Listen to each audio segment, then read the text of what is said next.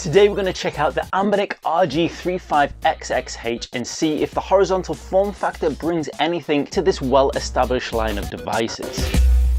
The 35XX is currently one of the most common names in the retro gaming handheld scene.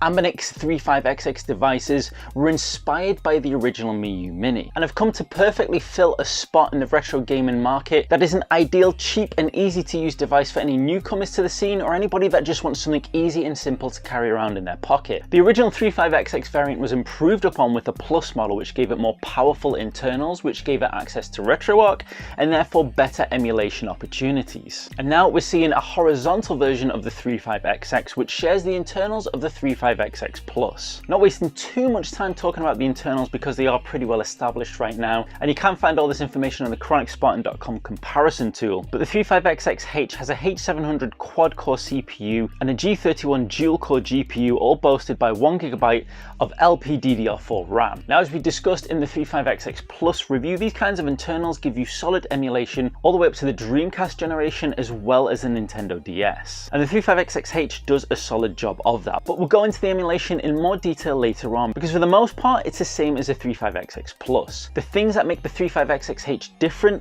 are the form factor, and this is what you're really going to need to think about and decide on to decide between the 35XX Plus and the 35XX H. The most noticeable change in the 35XX H is that we now have a horizontal console, as is implied by the H. And initially this is more of a preference thing if you're the type of gamer that preferred the Game Gear style of console or the Game Boy style of console.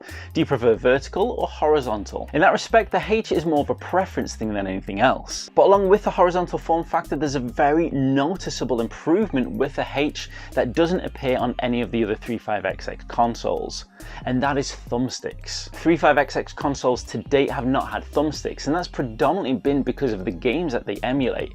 However, when the Plus came along, it gave access to games that arguably needed the thumbsticks. So to see the 35XX H come along and add those in is a welcome addition. Now, in some respects, visibly, the 35XX H is not as charming as the original 35XX was, and it kind of looks a little bit more bog standard from what we'd expect from Anbernic, along the lines of the 351 consoles, etc. But what it loses in that visible charm, I think it makes up for in the gameplay. Being able to play PlayStation 1 and Dreamcast games with these analog sticks makes a big difference. It makes the console definitely feel more suited to that level of emulation. Furthermore, the 35XX maintains fantastic pocketability, and in some respects I think is even more pocketable than the original 35XX. Being a horizontal form factor, it means that it's a little bit longer but slimmer than the original 35XX was, which means it might slide in some pockets a little bit easier. When it comes to emulation, all the way up to Dreamcast and Nintendo DS, the RG35XX has more than enough power to deal with those systems. However, it's not a 100% smooth experience, and this I believe is down to the use of RetroArch. Even playing PlayStation 1 games using the RetroArch functionality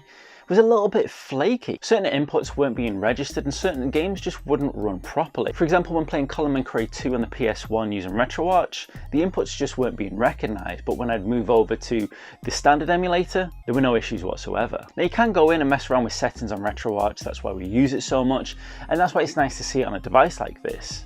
However, the true shine, and for me the purpose of a system like the 35XX, is for it to be a pick up and play system. It's a nice introductory console, it's not too expensive, that a newcomer or beginner can just pick up and start playing.